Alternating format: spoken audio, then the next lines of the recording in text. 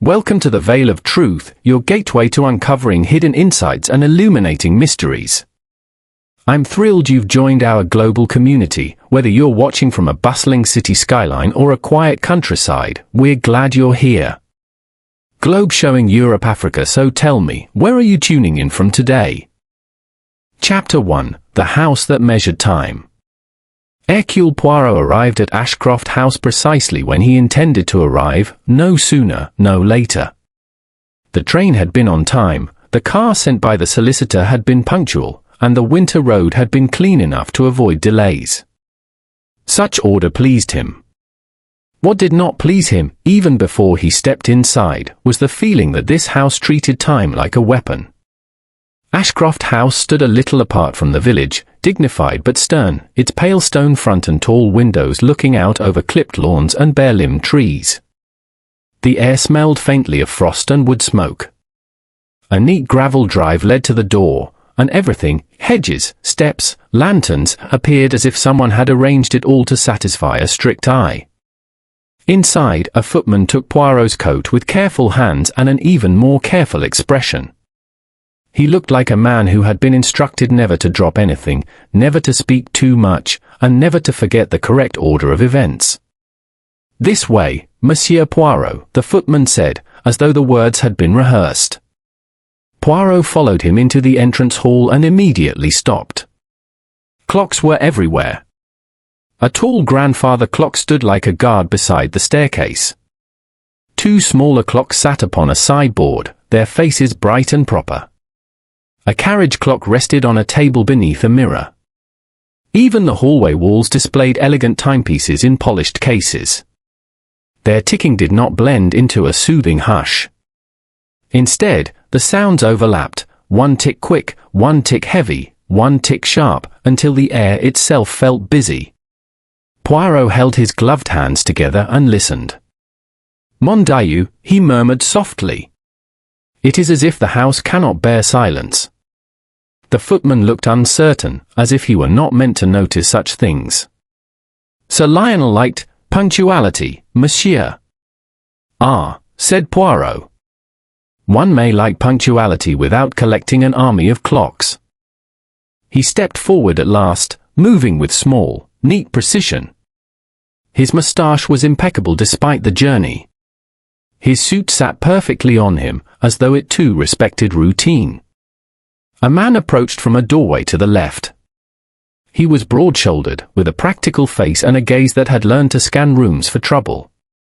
He wore the quiet confidence of a police officer who did not enjoy country houses but understood they were often full of secrets.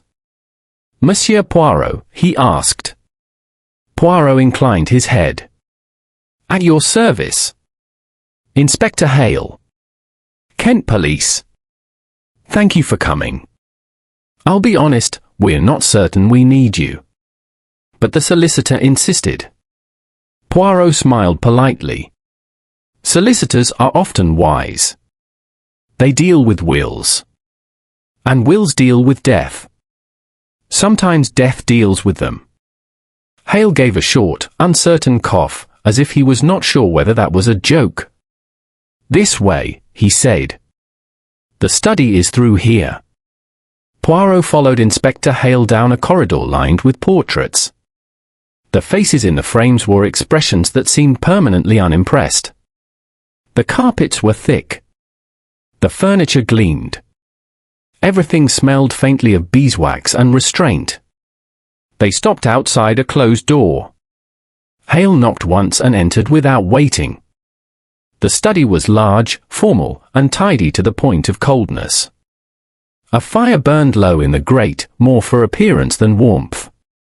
Books lined the walls in orderly rows. A desk stood near the window, heavy and polished, with papers arranged in neat piles and a blotter set exactly square.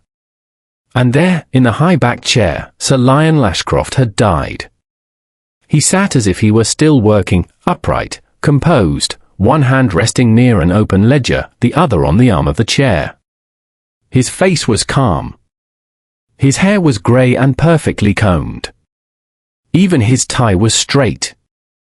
Death had not disturbed his appearance, it had only removed the life from it. Poirot approached slowly, his eyes moving with quiet intensity over every detail. "No signs of struggle," Inspector Hale said. "No broken objects, no disorder. He was found like this by the housekeeper at 9 o'clock last night. Doctor came and confirmed the death. Initial opinion, sudden heart failure. We're waiting on the full results, but there's no obvious reason to suspect foul play." Poirot did not answer immediately. He leaned slightly to the side and looked at the mantelpiece. A clock stood there, hands pointing to 20 minutes to 9. Poirot's gaze sharpened. "This clock," he said gently. "Is it always correct?" Hale shrugged. "I've been told it's maintained regularly." Poirot stepped closer, as though greeting the clock like an acquaintance. "It ticks well," he murmured. "It is proud of itself." He looked around the room. Another clock sat on a side table. A smaller one stood on a bookshelf. Even the desk held a neat little timepiece beside the inkstand. Poirot gave a quiet sigh that was almost affectionate. "So many reminders," he said. "As if one might forget what waits for us all." Hale frowned. "I don't follow." Poirot turned his head slightly. "Time, Inspector. It waits. It is patient. It catches even the most punctual man." Hale cleared his throat. "We estimate time of death at around 8:40 p.m. That's based on the doctor's assessment and what the staff heard and saw." Poirot nodded. "Tell me what they heard." Hale took out a notebook. "Mrs. Penberry, the housekeeper, says Sir Lionel dismissed the footman at 8. He told them he would work in his study and not to disturb him. At about 8:30, the maid passed this corridor and heard nothing. At 9, Mrs. Penberry came to ask if he wished for tea. No answer. She entered and found him dead." "And Dr. Marsh?" Poirot asked. "The doctor arrived within half an hour. Confirmed death. No sign of poison. No suspicious marks. Nothing." Poirot's eyes moved to the desk again. A glass of water sat near the papers, half full. The rim looked clean. A pen lay placed neatly in its holder. The ink bottle was capped. There was no spillage, no panic, no sudden movement, yet something in the arrangement made Poirot's instincts stir. He leaned closer, not touching, only observing. The chair was pushed back by perhaps an inch. Not much. Just enough to suggest Sir Lionel had shifted. Poirot's gaze went to a small object on the edge of the desk, a silver bell, polished like the rest of the room. It looked expensive, chosen carefully, and used frequently. Poirot pointed lightly with one gloved finger. "That bell, what is it for?" Hale looked. "To call the staff, I suppose." "And was it rung?" "Mrs. Penberry says no." Poirot's expression remained mild, but his eyes hardened slightly, as though a curtain had dropped inside him. "A man who controls his home with such precision," he said softly, "does not forget to ring the bell when he wishes for something. Unless he could not." Hale shifted uncomfortably. "If he collapsed quickly?" "Perhaps," said Poirot. "But we must not be satisfied with a perhaps. Poirot walked to the window. Outside, the lawn lay pale and still under the afternoon light, the trees bare and stiff, the sky the color of clean slate. Nothing moved except a distant crow hopping along a branch. Who had access to this room? Poirot asked without turning. Hale hesitated. Everyone in the house, technically, but Sir Lionel kept strict rules. The staff did not enter without permission. Family members did not enter unless invited. He liked privacy. Poirot turned at last. And locks? The door was not locked when Mrs. Penberry entered at 9. But she says Sir Lionel often left it unlocked when he worked. Poirot nodded. A man who trusts rules more than locks. He returned to the mantel clock and studied it again. It ticked steadily. It looked proud, polished, reliable, an object designed to reassure. Chapter 2: The People Who Waited. The drawing room of Ashcroft House had been arranged to encourage polite conversation and discourage honesty. The chairs were placed at careful distances from one another, neither intimate nor openly hostile. The curtains were half drawn, allowing in a pale afternoon light that softened faces without truly warming them. A fire burned low, controlled and modest, much like the household itself. Hercule Poirot entered the room with the unhurried grace of a man who never felt the need to rush. Inspector Hale followed, closing the door quietly behind them. 4 people waited.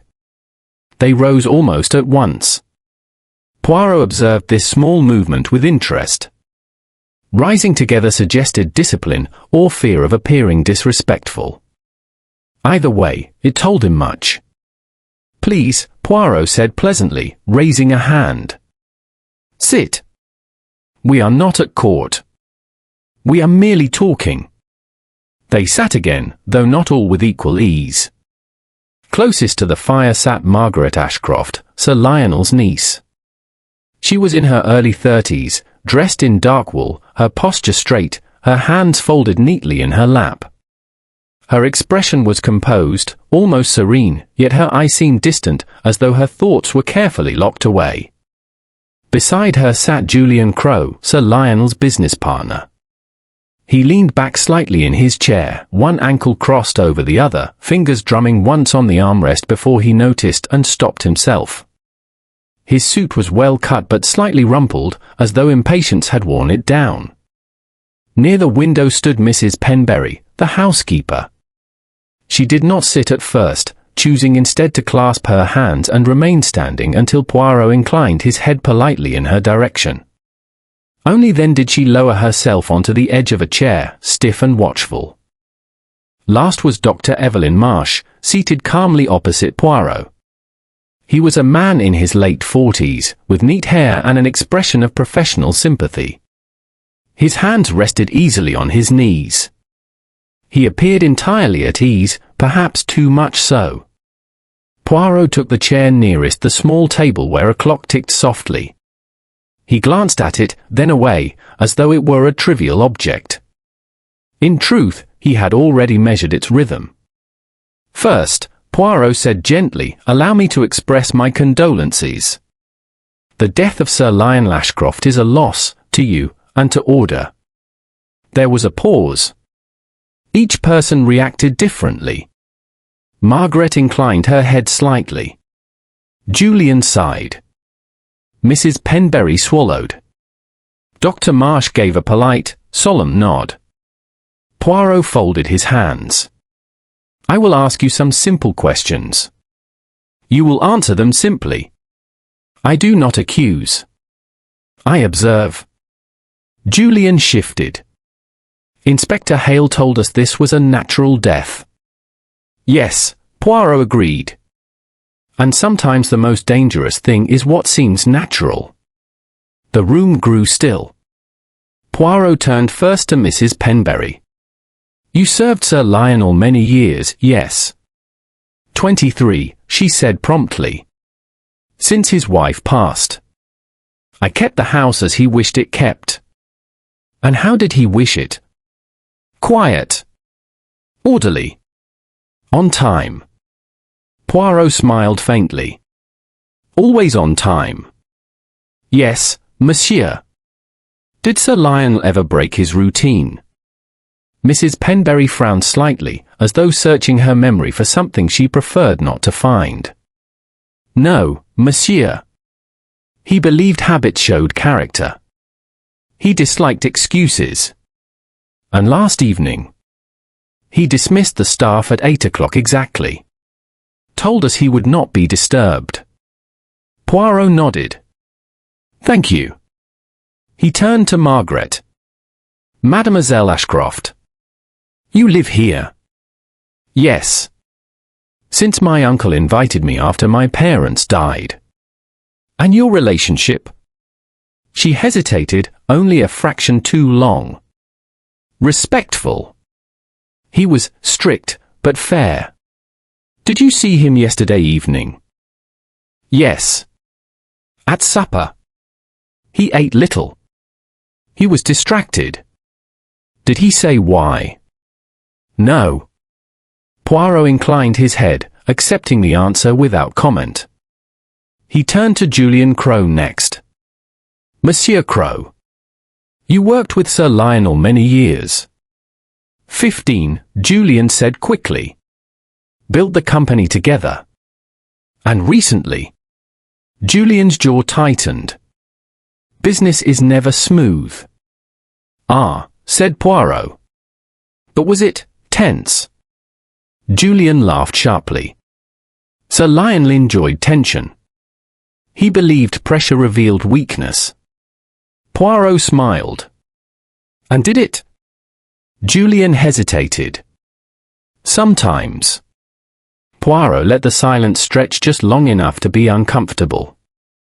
Did you have business with Sir Lionel yesterday evening? No, Julian said. We were meant to meet later in the week. He cancelled. At what time? Julian frowned. That morning. Very unusual for him. Poirot nodded slowly. At last, he turned to Dr. Marsh. Doctor, Poirot said softly, you knew Sir Lionel well. Yes. I treated him for several years. His health? Remarkably good for his age. Some minor concerns, nothing alarming.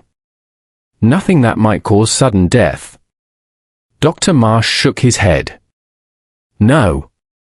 Poirot leaned forward slightly. You saw him yesterday? Yes. In the afternoon. A routine visit. At what time? Just before 5. Poirot nodded again. And in the evening? Dr. Marsh hesitated, then answered smoothly. No. I was at home. Poirot's eyes lingered on him a moment longer than necessary. Thank you, Poirot said. Now, I will ask something different. He looked at them all in turn. Sir Lionel loved time. He controlled it. He measured it. He punished those who wasted it. Tell me, did he plan anything yesterday evening? Margaret's fingers tightened slightly in her lap. Julian shrugged. Not that I know of. Mrs. Penberry shook her head. He did not tell me. Dr. Marsh said calmly, if he did not mention it to me. Poirot smiled politely, though his eyes remained thoughtful. I see, he said. Then perhaps Sir Lionel planned something without telling you. He stood and walked slowly to the window. Outside, the bare trees stood motionless, as if listening. When a man lives by rules, Poirot continued, he believes others will obey them too. That is his weakness. He turned back. One more question, he said gently. Who in this house could enter Sir Lionel's study without knocking? There was a brief silence. Mrs. Penberry spoke reluctantly. Dr. Marsh, Monsieur. Sir Lionel allowed the doctor to enter freely, if he was unwell. Poirot's gaze flicked briefly to Dr. Marsh, then away again. I thank you, he said. That will be all for now. Inspector Hale looked surprised. That's it. For the moment, Poirot replied. People reveal more when they believe the talking is over. As the household rose, Poirot watched carefully. Margaret avoided Julian's eyes. Julian left quickly, irritation visible in his stride. Mrs. Penberry paused at the door, as though wishing to say something, but did not. Dr. Marsh left last, his expression unchanged. Poirot remained seated after they were gone. Inspector Hale cleared his throat. Well. Poirot glanced at the ticking clock on the table. They are all waiting for something, he said quietly. For what? For time to protect them. He stood, smoothing his jacket. But time, said Hercule Poirot softly, is a very unreliable ally. The clock continued to tick, steady and patient, as if it knew the truth already. Chapter 3, The Study After Dark. Night settled over Ashcroft House with the careful restraint of everything else within it. The lamps were lit at precise intervals along the corridors, casting orderly pools of light upon the carpets. The clocks continued their patient ticking, each one insisting upon its own authority. To Hercule Poirot, the sound was not comforting. It was argumentative. He stood alone outside the study door, his hands clasped behind his back, his posture relaxed but alert. Inspector Hale had retired to the guest room, trusting Poirot to his methods. The household, he had been told, had gone to bed. Ashcroft House, however, was not asleep. It was waiting. Poirot entered the study quietly and closed the door behind him. The room looked unchanged from earlier that day, yet it felt different now. Darkness sharpened details that daylight softened. Shadows lay carefully along the shelves and corners, as though they too had been arranged. Poirot did not switch on the main light. Instead, he turned on the desk lamp. Its glow fell directly upon Sir Lionel's chair and desk, leaving the rest of the room in thoughtful half-light. Now, Poirot murmured, we speak more honestly. He moved slowly around the desk, not touching anything, allowing his eyes to travel over each object. The ledger lay open at the same page.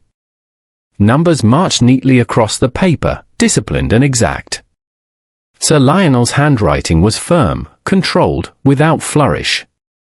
This was a man who liked certainty. Poirot leaned closer to the chair. The position still troubled him. The chair was not overturned, not violently pushed away. It had moved just enough to suggest intention rather than accident. Not panic, Poirot said softly. Decision. He straightened and examined the silver bell once more. It stood near the edge of the desk, close enough to be reached easily. Sir Lionel had used it frequently, the surface showed faint signs of wear where fingers had pressed it again and again. Poirot imagined the moment. Sir Lionel seated. A conversation, perhaps unexpected. A realization. The movement of the chair. The hand reaching, not for the bell, not yet, but for balance. Then weakness. Then silence. Poirot turned his attention to the mantel clock. He listened carefully, counting the seconds in his head. The rhythm was steady, confident.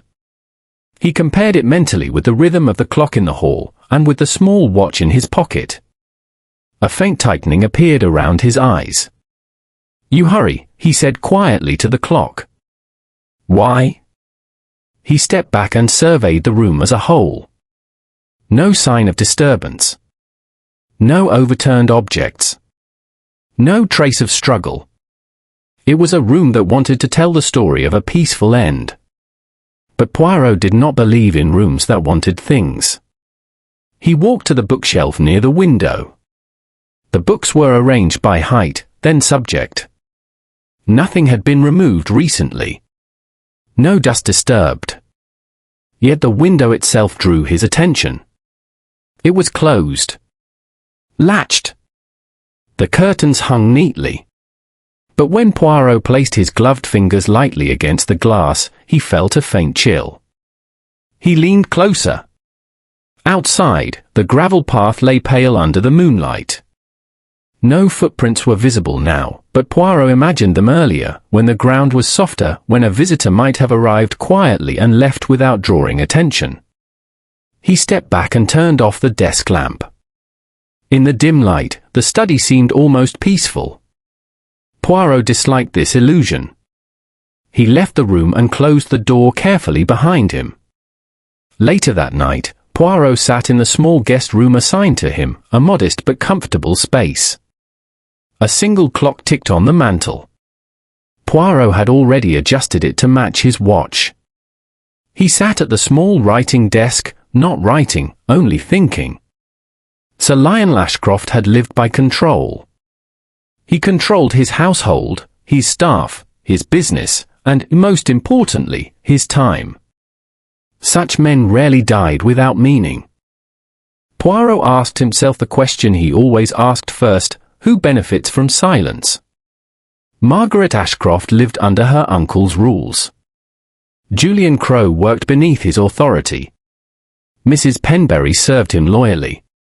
Dr. Marsh advised him, guided his health, entered his private spaces. Each of them waited for something different. Poirot rose and crossed to the window. The house lay quiet now, the lights dimmed, the clocks muffled behind doors. He wondered which of them still listened to the passing seconds. The next morning arrived with pale winter sunlight and a sense of controlled routine returning to the house. Poirot descended to the breakfast room, where the table had been laid with precision. The staff moved efficiently, speaking little. Poirot took tea and toast, watching. Margaret entered quietly, nodding politely before taking her seat. Julian followed soon after, brisk and impatient. Dr. Marsh arrived last, composed as ever.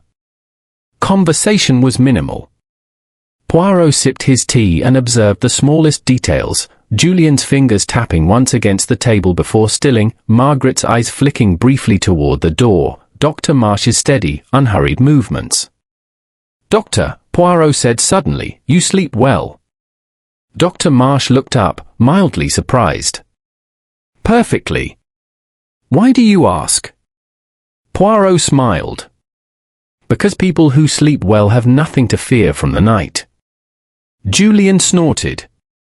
"That's poetic nonsense." "Perhaps," Poirot replied pleasantly. After breakfast, Poirot excused himself and returned to the study once more, this time in daylight. Sunlight revealed details the lamp had hidden. On the edge of the desk, near the bell, Poirot noticed something faint, a slight mark on the polished surface, almost invisible unless one knew how to look. He bent closer. A smudge. As though a hand had rested there longer than intended. Poirot's expression softened with understanding. He straightened and turned his attention again to the clocks. One by one, he checked them discreetly, noting their times. The difference was small. Almost laughably so. Almost. Poirot returned to the hall and encountered Mrs. Penberry arranging flowers. "Madam," he said gently, "did Sir Lionel ever complain that time moved too slowly?" She looked startled. "No, monsieur. He believed wasting time was a sin." Poirot nodded. "And did he ever accuse someone of wasting it?" Mrs. Penberry hesitated, then spoke quietly. "He was disappointed in some people recently." Poirot's eyes sharpened.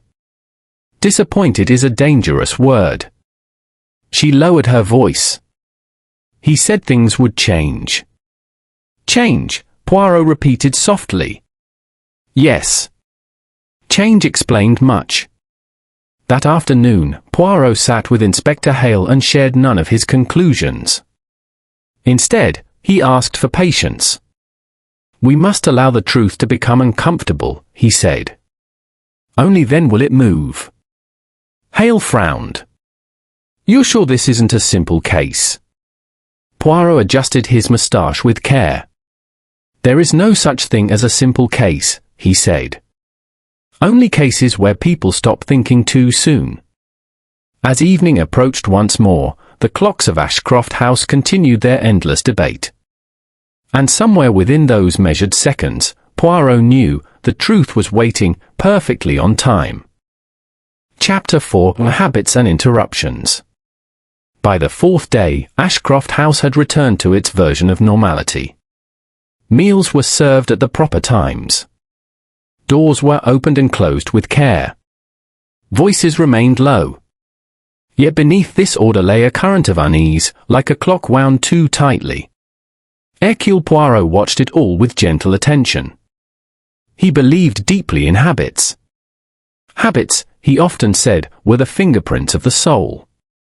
People might lie with words, but they rarely lied with routine. That morning, Poirot took a slow walk through the house shortly after breakfast. He did not hurry. He did not announce himself. He observed. Mrs. Penberry supervised the staff with quiet authority. She corrected a maid's placement of a tray by less than an inch. Poirot noticed how her eyes flicked toward the study door every time she passed it, as though expecting something, or someone. Margaret Ashcroft spent the morning in the sitting room, writing letters she did not send. Poirot observed the wastebasket later. It was empty. Margaret destroyed nothing. She simply paused, stared, and folded her hands until the impulse passed. Julian Crowe paced. He paced the garden path, the length of the library, the hallway near the stairs. He stopped often to check his watch, then stopped himself from checking again. A man fighting impatience, Poirot noted, was often fighting guilt. Dr. Marsh remained outwardly unchanged. He took tea at 11, read quietly in the library, and answered Inspector Hale's polite questions with professional calm. He did not pace. He did not fidget. He did not check the clocks. Poirot found that interesting. Late in the morning, Poirot asked Mrs. Penberry for a moment of her time.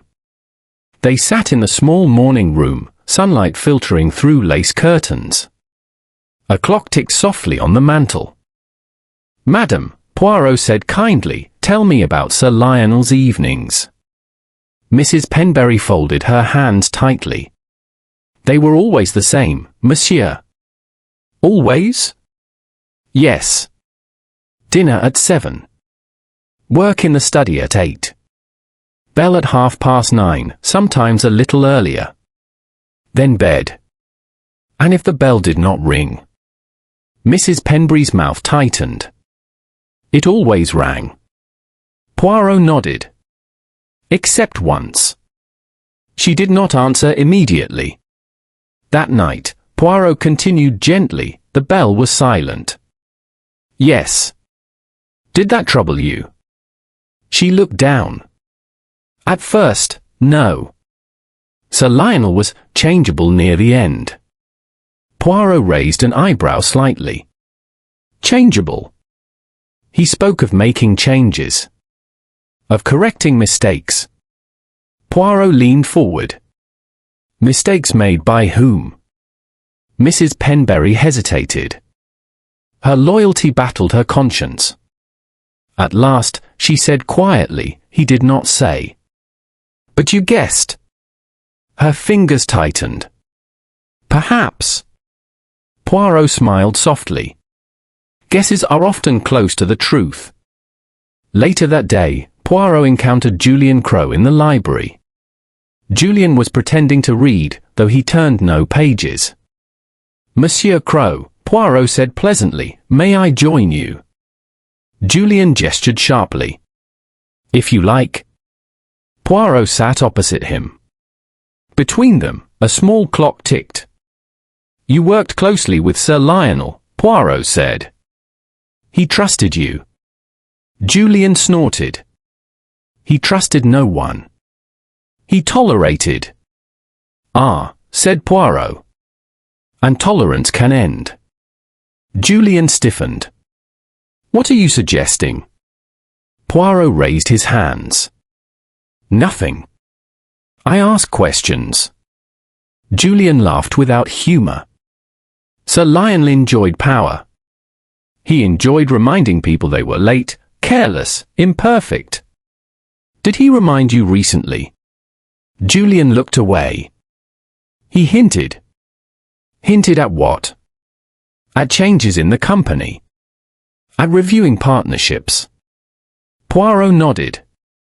Reviews are uncomfortable things. Julian stood abruptly. "If you're implying..." "I imply nothing," Poirot said calmly. "Time implies enough." Julian left without another word. That afternoon, Poirot took Inspector Hale aside. "You see," Poirot explained, Sir Lionel created a world that ran by his rules. But rules invite resistance. Hale frowned. Plenty of people resented him. That doesn't make them killers. No, Poirot agreed. But resentment creates opportunity. As evening approached, Poirot asked an unusual favour. He requested that dinner be served precisely as it had been on the night Sir Lionel died. Mrs. Penberry looked startled but complied.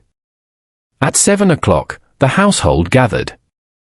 The atmosphere was stiff. Poirot watched closely. Margaret ate little, as she had that night. Julian drank more than usual. Dr. Marsh ate calmly, with measured appetite. Poirot noted the time carefully. At 8 o'clock, Poirot rose. Now, he said pleasantly, Sir Lionel would have gone to his study. No one objected. Poirot walked toward the study door and stopped. On the night of his death, he said casually, did anyone interrupt Sir Lionel after 8? No, Margaret said quickly. Julian shook his head. Dr. Marsh said nothing. Poirot turned slowly toward him. Doctor? Dr. Marsh met his gaze evenly. No. Poirot smiled. Of course. He opened the study door and entered alone. The room felt heavier now, as though it remembered. Poirot stood where Sir Lionel had stood, by the desk, facing the chair. He imagined the conversation again. The words unspoken. The realization dawning too late. He imagined the interruption. Sir Lionel did not expect visitors. That much was certain. Whoever came did so with confidence, not stealth. Trust, Poirot murmured, is the deadliest weapon. He returned to the dining room. Mesdames et messieurs, Poirot said lightly, thank you for indulging me. Julian exhaled sharply. Margaret looked pale. Dr. Marsh remained calm. Poirot raised a finger. One last question, for now. He looked at each of them. Who here could enter Sir Lionel's study without causing alarm? There was a pause. Mrs. Penberry spoke quietly. The doctor. Dr. Marsh did not react. Poirot nodded. Yes. The doctor. He smiled gently. Good evening. That night, Poirot wrote in his notebook. Sir Lionel's habits were broken once. Not by chance. By interruption. The key is not who could enter, but who needed to. He closed the notebook and adjusted the small clock on his table, setting it back by 4 minutes. Patience, he said softly. Truth keeps excellent time. Outside, Ashcroft House settled once more into silence, its clocks ticking faithfully, unaware that their greatest secret had already been noticed. Chapter 5, The Letter That Never Spoke. The letter arrived shortly after breakfast, carried in on a silver tray as though it were no more than a routine delivery. Mrs. Penberry accepted it with her usual care, glanced at the name on the envelope, and froze. She stood very still. Poirot, seated at the small table in the morning room with his tea and notebook, noticed the pause immediately. He noticed everything that interrupted routine. Madam, he said gently, has the post brought us something interesting? Mrs. Penberry approached, her face composed but pale. She placed the envelope before Poirot without comment. It was addressed in a firm, familiar hand. Sir Lionel Ashcroft. Ashcroft House. Stamped and dated the morning of Sir Lionel's death. Poirot examined it carefully without opening it. He noted the thickness, the quality of the paper, the decisive way the address had been written. This was not a social letter. It was purposeful. Has this letter been here before? Poirot asked. No, monsieur, Mrs. Penberry replied. It arrived just now. Poirot nodded. And Sir Lionel never received it. No. Poirot smiled faintly. Letters that arrive too late often speak the loudest. He asked Mrs. Penberry to bring Inspector Hale at once. When Hale arrived, Poirot handed him the envelope. It was posted the morning Sir Lionel died, Poirot said. I believe it concerns an appointment planned for that evening. Hale frowned. You haven't opened it? No. Its value lies not only in what it says, but in the fact that it was never read. Hale opened the letter carefully and scanned it. It's brief, he said. It asks Sir Lionel to meet privately at 8:45 p.m. regarding a matter that can no longer be delayed. No signature. Poirot nodded slowly. Ah. A confrontation. Hale looked up. That's significant. Yes, Poirot agreed. Especially since Sir Lionel was already dead by then. The letter was placed carefully back into evidence. Poirot leaned back in his chair, eyes half closed, thinking. A meeting planned, he said softly. A truth about to be spoken. And someone very anxious that it should not be. Later that morning, Poirot took a walk through the garden with Margaret Ashcroft. The air was cold but clear. Frost lingered on the grass, sparkling faintly in the sunlight. Margaret walked with measured steps, her hands clasped inside her coat sleeves. Your uncle loved order, Poirot said conversationally. Yes, Margaret replied. Sometimes too much. Did he ever confide in you? She hesitated. Rarely. But recently. She stopped walking. Poirot stopped with her. He was disappointed, she said quietly. In people he trusted. Did he name them? No. Poirot inclined his head. Did he mention a meeting planned for that evening? Margaret shook her head. No. But he was restless. Restless men, Poirot said gently, often intend change. She looked away. Change frightens people. Yes, Poirot agreed. Especially those who benefit from the present. In the afternoon, Poirot found Julian Crowe alone in the billiard room, staring at the table without playing. Monsieur Crowe, Poirot said lightly, you appear as though you are calculating a very difficult shot. Julian snorted. More like a bad position. Ah, said Poirot. Life arranges us so. Poirot sat on the edge of a chair. Tell me, did Sir Lionel intend to change your partnership? Julian stiffened. He hinted. Nothing definite. Hints are often warnings, Poirot said. Did you fear what he might reveal at a meeting? Julian's jaw tightened. You think I wrote that letter? Poirot raised a hand. I think nothing. I ask questions. Julian stood abruptly. Sir Lionel liked power. He enjoyed making people wait. Poirot nodded. Yes.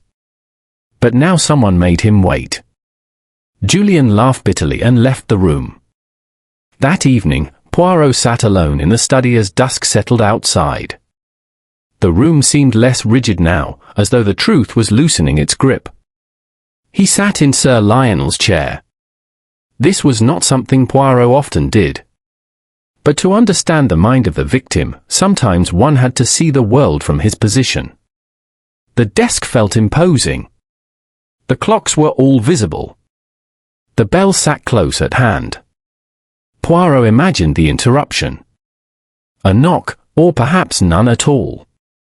A trusted visitor. A conversation that began calmly, then sharpened. Sir Lionel standing slightly, pushing back his chair. A hand resting on the desk for balance. Then weakness. Poirot stood quickly, heart racing, not from fear, but from certainty. Yes, he murmured. This is where it happened. He examined the desk again and noticed something he had overlooked before. On the edge of the blotter, nearly invisible, was a faint crease in the leather, as though something small had been placed there and removed again. Poirot smiled faintly. Medicine was often small. That night, Poirot asked Inspector Hale to do something unusual. "I want all the clocks in the house checked," he said. "Every one." Hale looked skeptical. "You think time itself is the clue?" Poirot adjusted his moustache. "Time, Inspector, is always the clue. People merely arrange it." When Hale left, Poirot sat quietly, listening to the ticking of the study clock. "You were altered," he said softly to it. "Not much. Just enough." Outside, the house settled into silence. But the letter, silent, unopened, had already spoken. Someone had feared that meeting at 8:45. And fear, Poirot knew, often arrived early. Chapter 6, When Minutes Matter. The checking of the clocks took longer than Inspector Hale had expected. Ashcroft House, it turned out, contained more timepieces than anyone had realized. Large clocks, small clocks, elegant clocks and practical ones, each of them ticking with quiet insistence, each claiming authority over the passing minutes. Poirot watched the process with keen interest. The clocks were gathered, compared, and recorded. Hale worked methodically, but it was Poirot who noticed the patterns. Most of the clocks were correct, or nearly so. A minute fast. A minute slow. Nothing remarkable. Ordinary wear. Ordinary neglect. All except one. The mantel clock in Sir Lionel's study was for minutes fast. Hale stared at his notes. That can't be coincidence. Poirot smiled faintly. Coincidence is merely the word we use when we stop thinking. Hale rubbed his chin. Why for minutes? Poirot raised a finger. Because for minutes is small enough to escape notice, but large enough to alter a truth. They returned to the study together. The clock ticked confidently, unaware it had been exposed. Poirot stood before it like a judge. This clock, he said softly, did not make a mistake. It was helped. Hale frowned. You think someone changed it?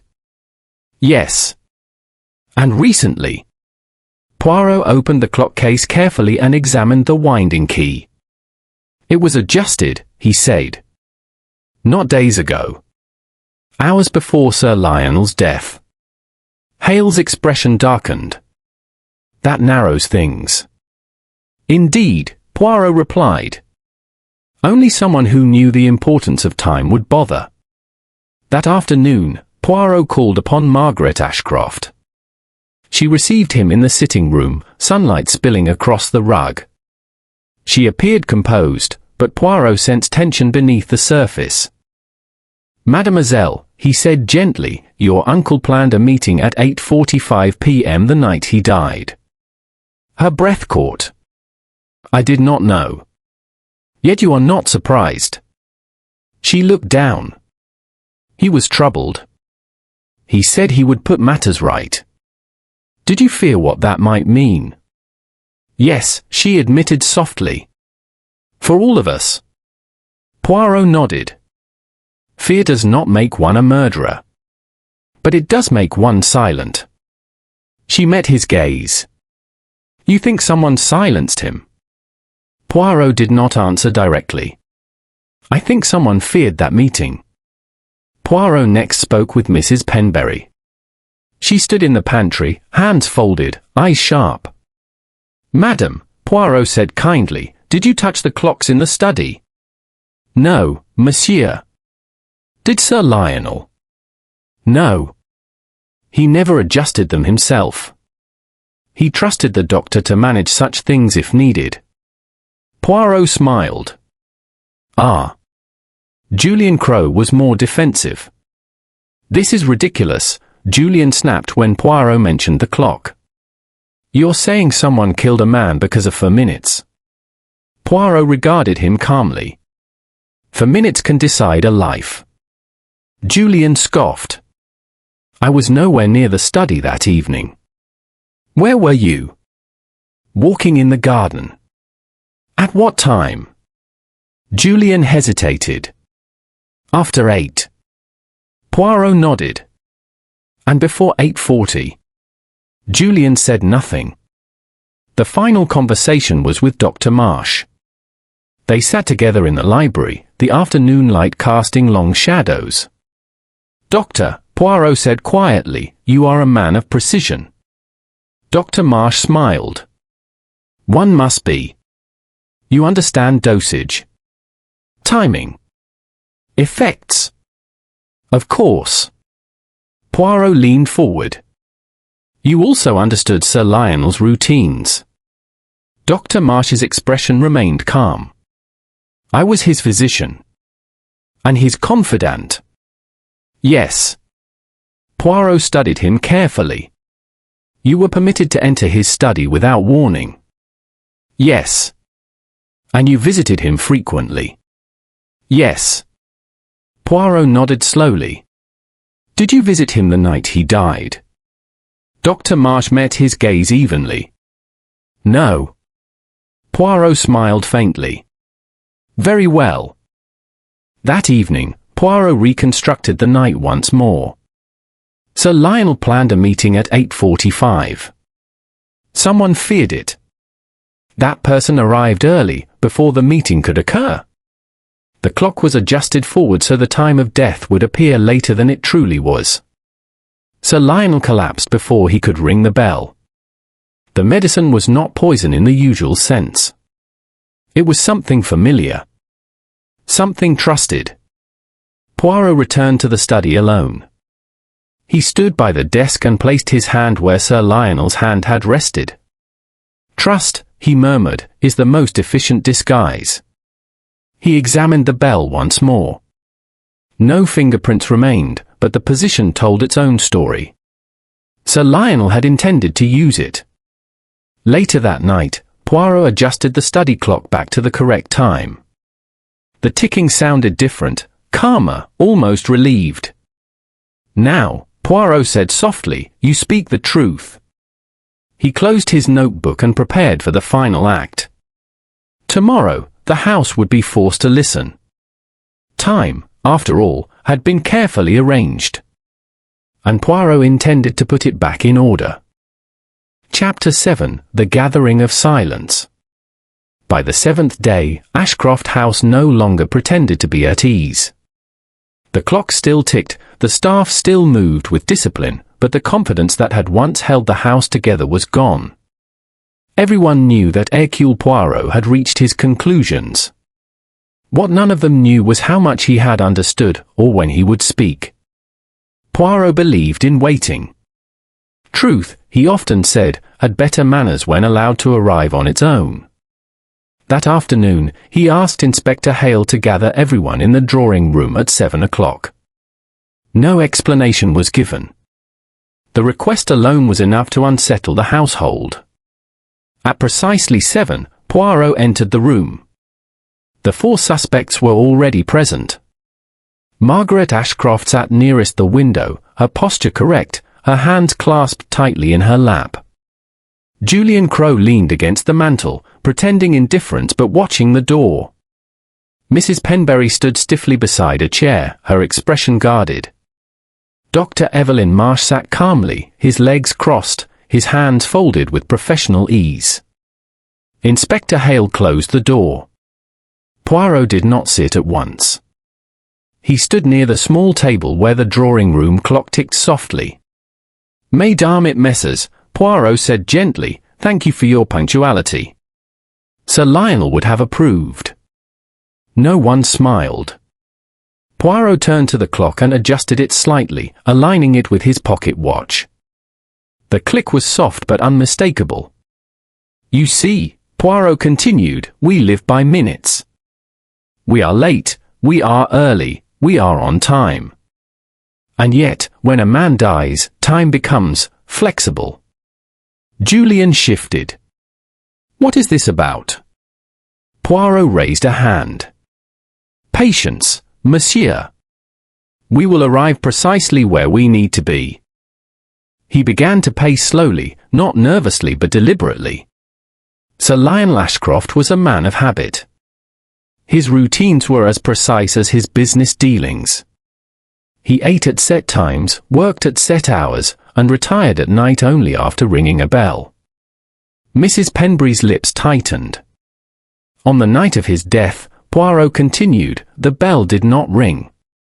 Margaret's fingers clenched. Poirot stopped pacing. This alone is not proof, he said. But it is a question. He turned to Julian Crowe. Monsieur Crowe, Sir Lionel planned changes in his business. You feared these changes. Julian's face flushed. I feared nothing. Poirot nodded. Perhaps. But fear is not guilt. He turned to Margaret. Mademoiselle Ashcroft, Sir Lionel planned to confront someone that evening. You sensed his intention. She swallowed. Yes. Poirot inclined his head. But knowledge is not action. Finally, he turned to Mrs. Penbury. Madam, you served Sir Lionel faithfully. You noticed the broken habit. She nodded, unable to speak. Poirot's gaze moved at last to Dr. Marsh. Doctor, he said softly, you understood Sir Lionel's health better than anyone. Dr. Marsh met his eyes calmly. That was my duty. You knew his routines. Yes. You were trusted to enter his study at any hour. Yes. Poirot folded his hands. That trust, he said, is the center of this case. The room was utterly silent. Poirot walked to the mantelpiece and lifted the study clock, which had been brought into the room earlier that day. This clock was for minutes fast, he said. Not by accident. It was adjusted shortly before Sir Lionel's death. Julian frowned. Anyone could have done that. Poirot nodded. Yes. Anyone who knew why. He placed the clock back down carefully. Sir Lionel planned a private meeting at 8:45 p.m. The letter proves it. Someone feared what would be said. Margaret gasped softly. Poirot raised a finger. That person arrived early, before the meeting could take place. Inspector Hale shifted, his attention sharp. Poirot continued calmly. Sir Lionel recognized the danger too late. He stood. He reached for balance. He meant to ring the bell. Poirot pointed gently to the desk bell now resting on the table. But he collapsed before he could. Julian spoke sharply. You still haven't proved murder. Poirot smiled sadly. No. Not yet. He turned back to Dr. Marsh. Doctor, Poirot said quietly, you understand medicine. Yes. You understand dosage. Yes. You understand how to make something appear natural. Dr. Marsh's jaw tightened slightly. Poirot stepped closer. The substance used was not poison in the ordinary sense. It was medicine. Given in a quantity that slowed the heart. Dr. Marsh exhaled slowly. You are making assumptions. Poirot shook his head. I am observing patterns. He stepped back and addressed the room once more. Sir Lionel trusted the doctor. He allowed him to enter without announcement. He would not have been alarmed. Poirot's voice softened. But he realized, too late, that trust had been misplaced. The silence deepened. Poirot looked at each face. Tomorrow, he said gently, I will explain everything. Every detail. Every minute. Inspector Hale frowned. Why wait? Poirot adjusted his moustache. Because, he said quietly, the truth is about to make someone very uncomfortable. He turned to leave. Behind him, the clock ticked steadily. Time had been arranged. Tomorrow, Poirot would restore it, completely. Chapter 8. Order restored. The drawing room felt smaller than it had the night before. Not because the walls had moved, but because the truth had begun to press inward. The curtains were open now, allowing the cold winter light to fall plainly upon every face. There were no shadows left in which to hide. Hercule Poirot entered precisely at 8 o'clock. Inspector Hale followed him and closed the door with deliberate care. The sound seemed final. Margaret Ashcroft sat rigidly on the sofa, her hands folded so tightly that her knuckles had gone pale. Julian Crowe stood near the fireplace, arms crossed, jaw clenched. Mrs. Penberry sat upright in a straight-backed chair, eyes lowered. Dr. Evelyn Marsh occupied his place calmly, his posture relaxed, his expression professional. Poirot stood before them all and inclined his head politely. "Mesdames et messieurs," he said, "thank you for your patience. Today, we speak plainly." No one replied. Poirot turned slightly toward Inspector Hale. "Inspector, may I?" Hale nodded. Poirot clasped his hands behind his back and began to pace slowly, as though arranging his thoughts in the air. Sir Lionel Ashcroft was a man who believed in order, Poirot said. He believed time should be respected, routines obeyed, and authority maintained. He trusted that the structure he built would protect him. Poirot stopped pacing. It did not. Julian scoffed. "You still haven't proven." Poirot raised a hand gently. "Please, Monsieur Crowe. You will have your answers." He turned toward Margaret. "Mademoiselle Ashcroft, your uncle had planned a confrontation on the night of his death. A private meeting at 8:45 p.m. The letter proves it." Margaret nodded slowly. "Yes. That meeting never happened," Poirot continued. "Because someone arrived earlier, before Sir Lionel could speak." Poirot turned to the table and picked up the study clock. "This clock was adjusted forward by 4 minutes," he said calmly. "It was done so that the time of death would appear later than it truly was." Inspector Hale added quietly, "The forensics confirm it." Julian's face darkened. "Why does 4 minutes matter so much?" Poirot met his gaze.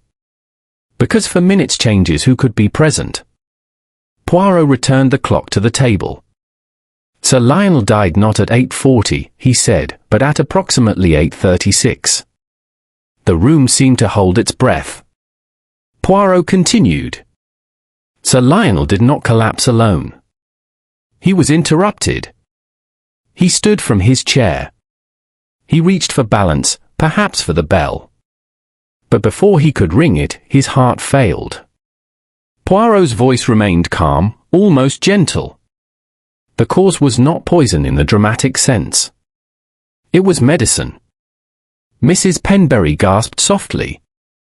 Poirot turned to Dr. Marsh. "Doctor," he said, "you treated Sir Lionel for years. You knew his condition. You knew precisely what dosage would slow the heart without immediate suspicion." Dr. Marsh's expression tightened. "That's an accusation." "No," Poirot replied. "It is a conclusion." Julian stepped forward. "You have no proof he gave him anything." Poirot nodded. "On the contrary. I have habit, opportunity, and necessity." He turned back to Dr. Marsh. "You were the only person Sir Lionel would allow into his study without announcement. You were trusted." Poirot stepped closer. "You knew of the planned meeting. You knew what Sir Lionel intended to reveal." Dr. Marsh remained silent. Poirot continued, his voice firm now. "You arrived early, before 8:40. You offered Sir Lionel medicine, perhaps under the excuse of concern. He trusted you. He took it." Poirot paused. When the effect began, Sir Lionel realized the danger. He stood. He pushed back his chair. He reached for the bell. Poirot gestured toward it. But he was too late. Dr. Marsh finally spoke, his voice controlled but strained. "You're speculating." Poirot shook his head slowly. "No, Doctor. I am reconstructing." Poirot turned to Inspector Hale. "Inspector, the residue found on the desk blotter, what did the lab report?" Hale cleared his throat. "Traces of a cardiac medication. Prescribed. Legal." Poirot nodded. "Legal in the right dose." Silence fell heavily. Dr. Marsh exhaled a long, controlled breath. Sir Lionel was going to ruin lives. Poirot did not interrupt. He was going to expose mistakes, Dr. Marsh continued quietly. Mine included. He believed discipline justified everything. Julian stared at him in disbelief. Margaret covered her mouth. Poirot spoke softly. "And so you decided to control time instead?" Dr. Marsh looked up. "I did not intend to kill him." Poirot inclined his head. "Few people ever do." Inspector Hale stepped forward. "Dr. Evelyn Marsh, you are under arrest for the murder of Sir Lionel Ashcroft." Dr. Marsh did not resist. He only closed his eyes briefly, as though relieved that the waiting had ended. As he was led away, Poirot remained still, his hands folded. When the door closed, Poirot turned back to the others. "Sir Lionel believed control created safety," he said gently. "But control invites fear. Fear invites mistakes." Margaret spoke quietly. "If he had trusted people more..." Poirot smiled sadly. "Perhaps. But we cannot rearrange the past. Only the truth." Inspector Hale approached. "You were right from the start." Poirot adjusted his moustache. "Order was disturbed. I merely restored it." The clocks in the room ticked softly, now all in agreement. Poirot glanced at them one last time. "Time," he said calmly, "always tells the truth, if one listens carefully enough." Outside, Ashcroft House stood silent and orderly once more. But this time, it told no lies.